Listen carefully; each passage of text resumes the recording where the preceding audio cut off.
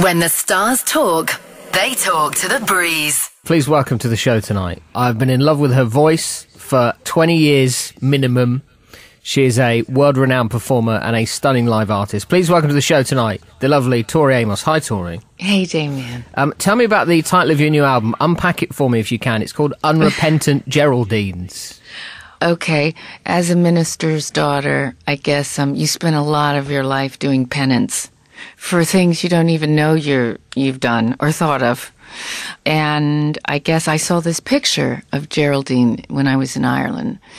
She's from the 19th century, and she was praying to the Mother Mary. But you knew she was up to something. You knew she had a story, Geraldine. What was she up to? What was she doing? Well, she had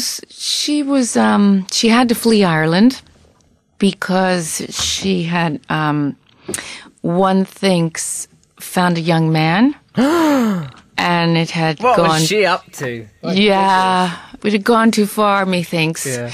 So she was over in France praying on her knees. But the good thing is he showed up. So then they ran off in the story to Australia. The young guy showed up. Yeah, the young guy showed up. Yeah. But I was thinking about things that women have had to apologize for a long time. And my daughter, she has a granny here in England and an aunt, Auntie Joyce, who was in World War II, building radios for planes and taking the planes up and testing them. And they were telling my daughter how during the war, women were able to do all kinds of things. Then after the war, things changed. And I think they were trying to tell my daughter that in the 21st century, there are a lot of opportunities and things a girl doesn't have to be,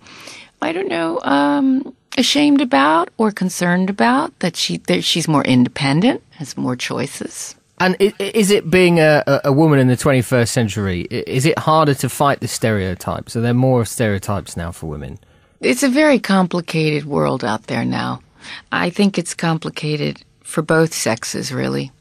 Because sometimes I run into all kinds of stories, Damien, as I travel, from men and women, about roles and about being full-time working parents or what somebody wants to do with their life.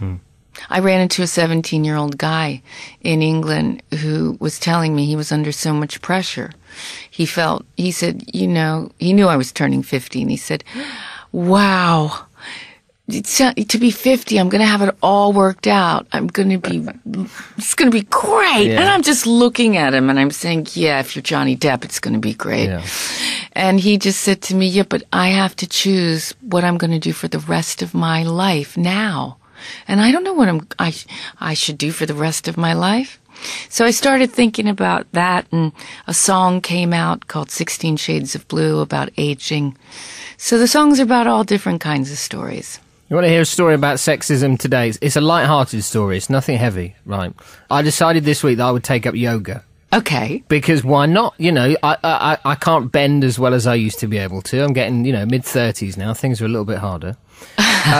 So what do you need for yoga, right? You need a yoga mat. Right. So I go into the sports store. I ask them where the yoga mat is. They put it in the women's section. Right. And I get two choices. I get baby pink or baby blue. There are no man colours for yoga mats. There are no yoga mats with flames on them or a beard. You just can't get a male yoga mat. Okay, so you know what your business is going to be now. Yeah. You're making emblazoned yoga maps for all the dudes. Yeah, .com. That's what I'm going to do. Tell me about the new album. It's out in the middle of May. This is your 14th studio album now. Where did you record this one? This was recorded in Cornwall at Martian, my husband's studio. It was written all around the globe.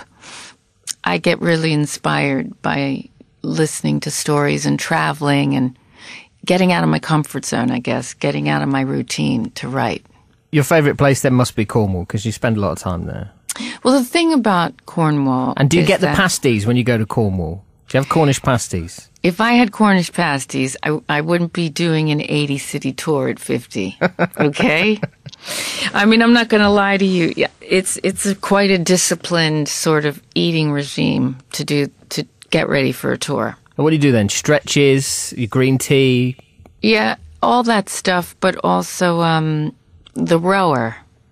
Oh, yeah, that's hard work, though. It's hard on your shoulders. Yeah, it's hard work. So then I sing while I row for breath control. So I'm rowing and singing. Like a jolly sailor. Yeah, right. Exactly. But it's good. It helps get you ready. Love it. And you've got the live dates in the UK next month: Glasgow, Manchester, Birmingham, Nottingham and London. A lot of your songs are some of them are very deep, they're very detailed, they're basically telling stories. How do you bring those to life on stage with such a sort of story background? Every tour is different. This one I'm out with my crew. So there will be some technical surprises in a good way, little gadgets, little things we do. I have quite a few keyboards on stage because, I have this Rick Wakeman fantasy, but without the cape. Don't we all? Yeah, don't we all? So, yes, multitasking on the keyboards and with some, hopefully, some updated with technology things to surprise the audience. What a legend. Thank you so much for your time today. You're great. I had so much fun. Thank you. Hear more